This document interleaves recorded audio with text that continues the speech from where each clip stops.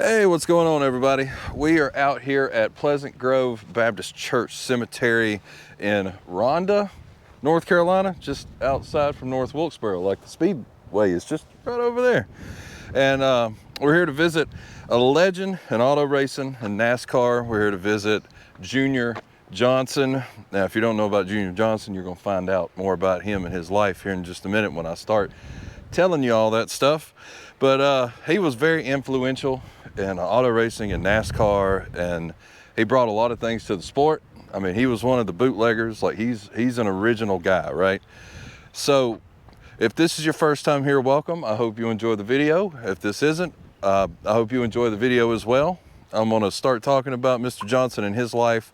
We'll walk through the cemetery, celebrate all the things he did, and then we'll visit the grave at the end, pay our respects, and do all that good stuff. Oh, shouts out to the members. Thank you guys so much.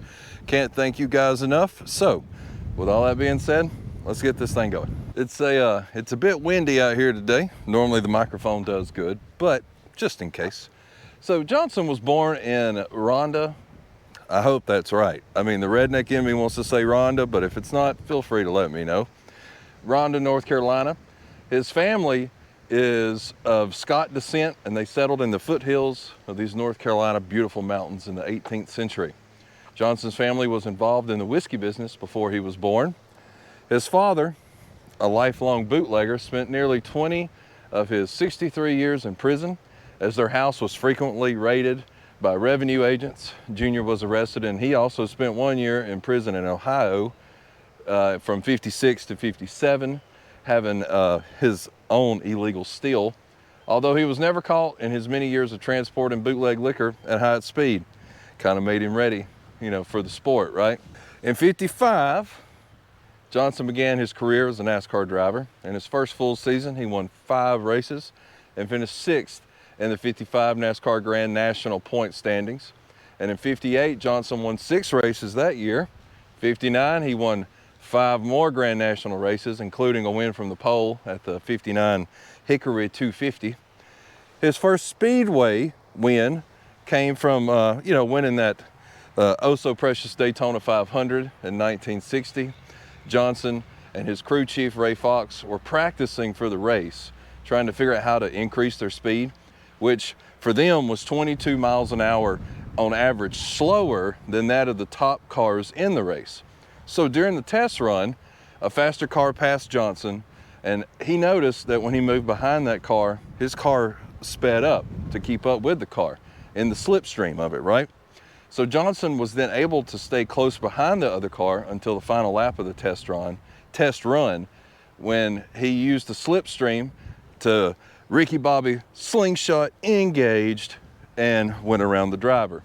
So by using this technique, Johnson went on to win the 1960 Daytona 500, despite his car being slower than the others in the field. Johnson's technique was quickly adopted by other drivers, and the practice of drafting has become common ever since. So many of drivers use drafting. I mean, it's the Earnhardt family, the Pettys, all that stuff, right? It's very common. That's the only way you really race at those speedways. So in 63, he had a 2-lap lead in the World 600 at Charlotte before a spectator threw a bottle on the track, which caused a crash. Johnson suffered only minor injuries, and he retired as a driver in 66. In his career, he had 50 victories, 11 at the major speedway races. He retired as the winningest driver to never have won a championship. As a team owner, he worked with many NASCAR drivers. In all, his drivers won 132 races, which is 5th to Petty Enterprises, Hendrick Motorsports, Joe Gibbs Racing, Roush Fenway, all on the all-time list, right? His drivers won 6 Winston Cup championships, 3 with Cale Yarborough and 3 with Darrell Waltrip. And on December the 26th of 86, Ronald Reagan granted Johnson a presidential pardon for his 56 moonshine conviction. In response to the pardon, which restored his right to vote, Johnson said, "I couldn't have imagined anything better." Sadly, Johnson passed away at a hospice care facility in Charlotte in December the 20th of 2019 at the age of 88.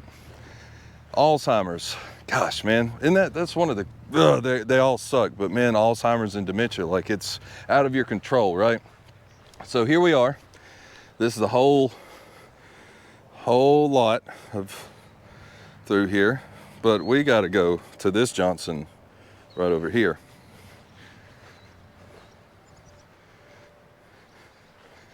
And so, hold on, we're still getting there. Robert Glenn Jr. Johnson, right here. June the 28th, 1931 to 20th of 2019. Loving father, devoted husband, the last American hero. Oh, hold on, let's do this real quick. There, that's better. All right, Johnson, just on the back. So, short and sweet, right?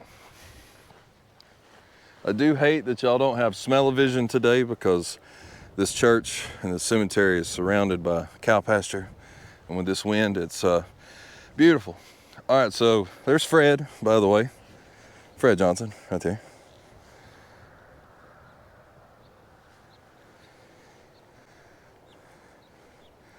One more shot. Pretty good. Pretty good. Junior Johnson, man, how cool. Like, he raced in NASCAR when it was legit, just stock cars, right? Like, you just took the car and threw a roll cage in it and was like, here we go. Like, there's some, that was, like, I'm not old enough to, you know, been there, but it seems like it was the Wild West of racing at the time. Like, people legit got hurt, people died. Like, it was a wild time, to say the least. And we just went not too long ago and did Davy's grave. And I was like, well, if I'm going to travel to Charlotte, we got to go find a couple of legends while I'm up there. So I saw Junior was buried up here. And I was like, you know, I've never seen Bristol. So I'm going to turn by Bristol, go through there. And then I went by North Wilkesboro, which it's on the side of the road on the way up here. So that was kind of neat to see.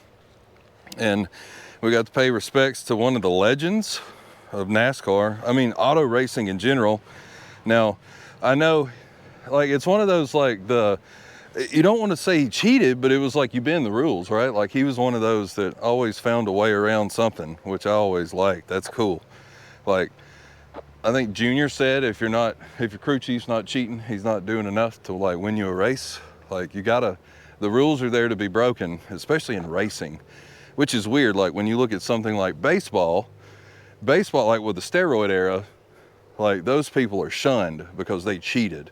But in racing, it gets celebrated because, like, you went around the bad guy, which is, you know, like NASCAR, right? In general, like, NASCAR is like this, like the parent, and you're like, haha, I found the rule, found a way to bend that rule. So it's cool to see go visit these guys that really made the sport what it is. Like, they started from nothing. Like, they're ground up people. So this was a pretty fun trip. I do got to say it was an 8-hour drive, but, you know, it's worth it, I believe. More videos coming soon. I'm gonna try to do a couple more in and around North Carolina, South Carolina. I got a couple more from a couple other places, and then I think me and Pops may take a trip somewhere else, depending on how things work out. And I don't know, taking those couple weeks off, it's been like, now that it's just you and I talking and the video part's over, it's been really hard to try to, you take the time off, and then it's like you almost have to, like, get back in this groove of filming, and then you realize, like, oh no, I don't have any videos. So, like, you got to go through all this thing of, like, well, where am I going to film? What am I going to do? And then once you start getting back into it, it's not so scary. But if you run out of videos, I'm telling you, like, if like doing this, I never would have thought, right, in the past. But now, if I run out of videos, I'm like, well, people want to watch what I put out. So, like, I got to go do something. And then it's like, but I got to do this. It's tough, but I enjoy it. It's like the hardest, best thing I've ever done. And it's fun and it's cool. And growing up, we did this all the time in a weird way. Like, we went to cemeteries a lot, and I never thought I would make videos doing this, like, as like a part of a living. Like, it's really fun. Like, this doesn't bother me at all, because technically I've done this my whole life, and it's not even weird. It's just one of those things. It's just kind of like I was supposed to fall into it. So thanks for watching. Sometimes I get a little long on the ends of the video, but this is like my moment to talk to you guys, and then you guys can talk back through the comments. I try to keep it short on the intro, strictly business on the person we're here to see, and then the outro is kind of our little moment to do our thing. So yeah, thanks for watching. I do appreciate it. I know I say it in every video, and I probably said it 4 times in this one, but I do mean it, and it means a lot that I get to drive 8 hours to do this. Like, it's not even a burden. It's a joy, which is the weirdest thing. But yeah, beautiful cemetery, good blue sky, puffy clouds. This, like, you come over this hill to this cemetery and you get to see the rolling Appalachian Mountains, and I can see why people would live here. It is beautiful. I mean, it's some of the most gorgeous country you can see. And I've had the privilege of seeing a lot now that I've done this, and it's beautiful everywhere, but man, something about this one. This area is special. I love it. It's really nice. So yeah, I'm gonna keep rambling. So thanks for watching, and you know what? You never know what you'll find on the back roads. I'll see you guys next time.